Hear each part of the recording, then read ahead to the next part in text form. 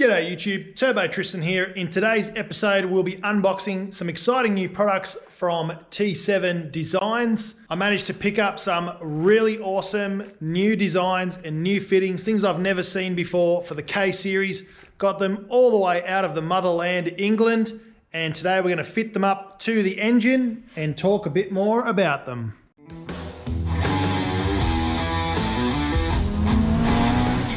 Welcome back to the channel. In today's video, we'll be going over some products I got out of England from T7 Designs.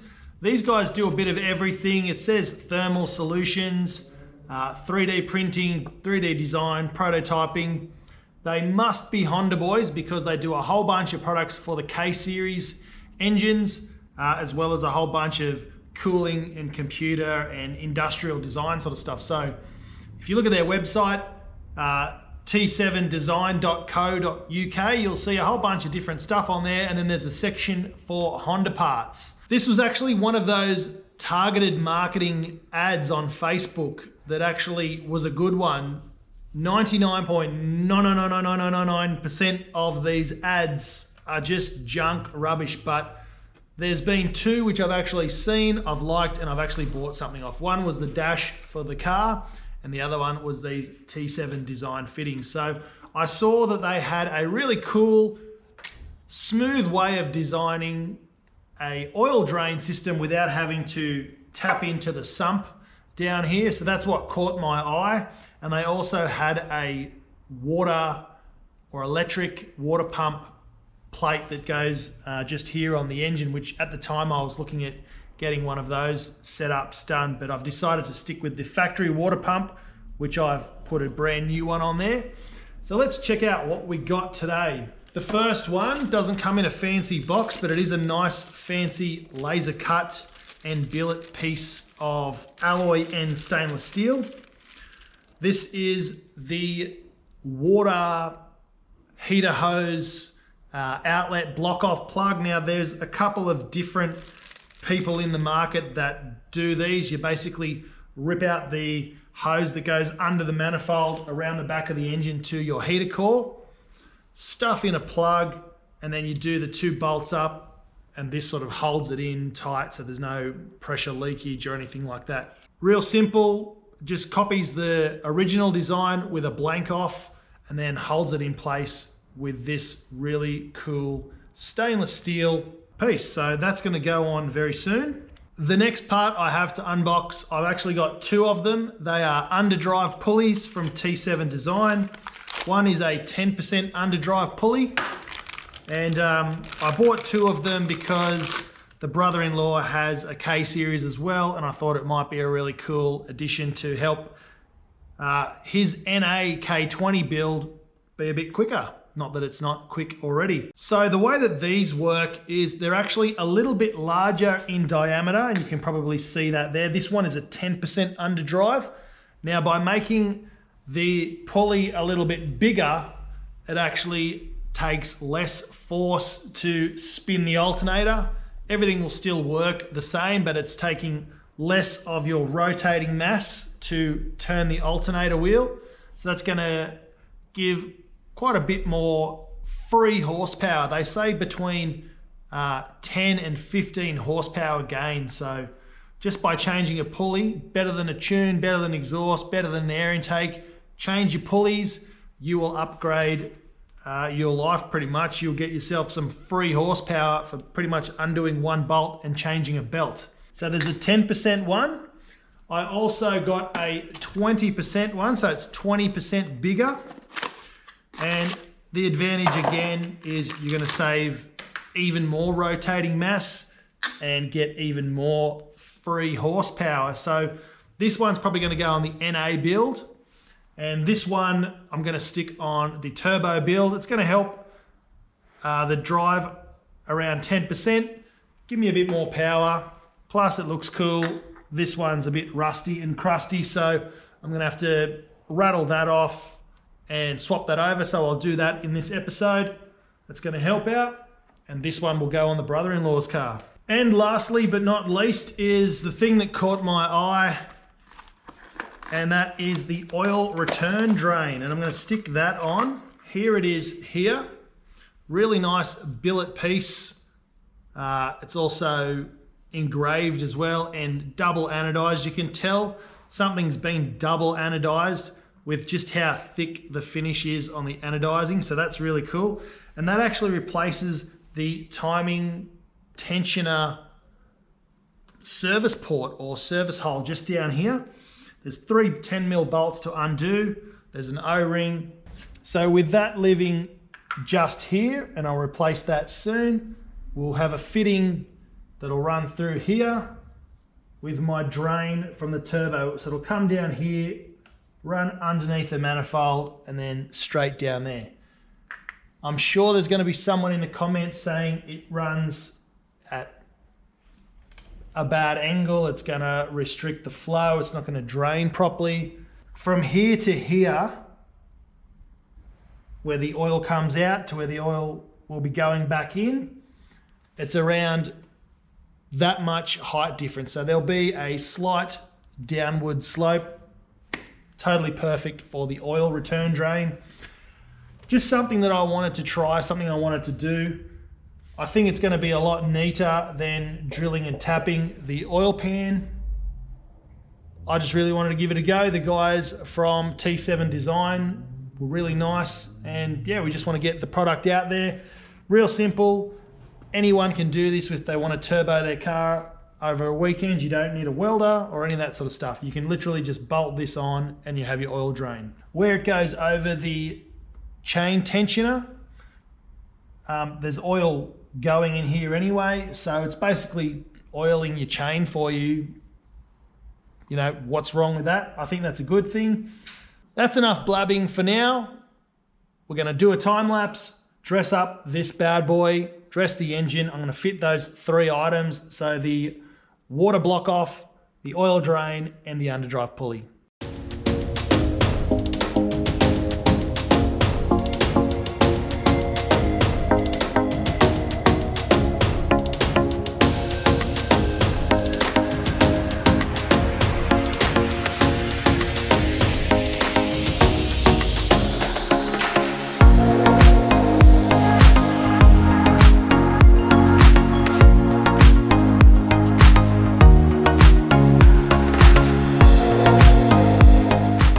All those T7 design parts are now fitted up. They look awesome on the engine. We've got the underdrive pulley there.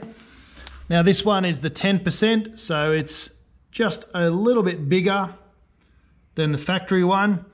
I didn't want to go too big because I'm a K24, heaps of torque, plus a turbo. This was really just a dress up thing for me, but it will help and will help me make more power, so it's going on there. The 20% underdrive pulley, which is much, much larger than the factory one there. That'll go on the K20 aspirated one. We've got the oil return drain there. It's specially cut out to clear everything here on the crank. And we'll just use some Raceworks fittings, some push lock hose, and that will run up there. So it's quite a big angle, if you can see there. So there won't be any issues with oil getting trapped or pulled up in there. Really, really cool. I'll put some of the Raceworks silicone sheathing over that. Definitely will be awesome. And you've seen the T7 Design block-off plate there. That is for the water return. So we've still got the one that goes here from the head down into the thermostat, but the one that goes to the firewall, to the heater core, is now deleted. Still need to figure out the one here on the side, which is my top radiator hose. So we're going to do all that. If anyone can tell me what this like exhaust port cooling thing is there, I'm assuming it's some extra exhaust gas or breather thing there, but I know that gets blocked off and deleted. But what was it for on the factory engine? I really have no clue. So if anyone knows, drop a comment below. Next thing we're going to do in this video is throw on the DC2/EG white line front sway bar. Voda was right. My good old mate Voda, he knows all about this sort of stuff. He's done this swap himself. Told me I couldn't use the EK one he was right. So that will be up for sale on Marketplace soon. This one's going to go on though. Really, really simple. I've just got to undo 2 bolts there, 2 bolts there, or really just one, and same on the other side. So this shouldn't take too long. Another time lapse, I'll get this installed. Best to do it while the car's up in the air on the hoist. There's no exhaust or anything else in the road. So it'll make life really, really simple to get to. So I'm just going to do it, send it, get it done.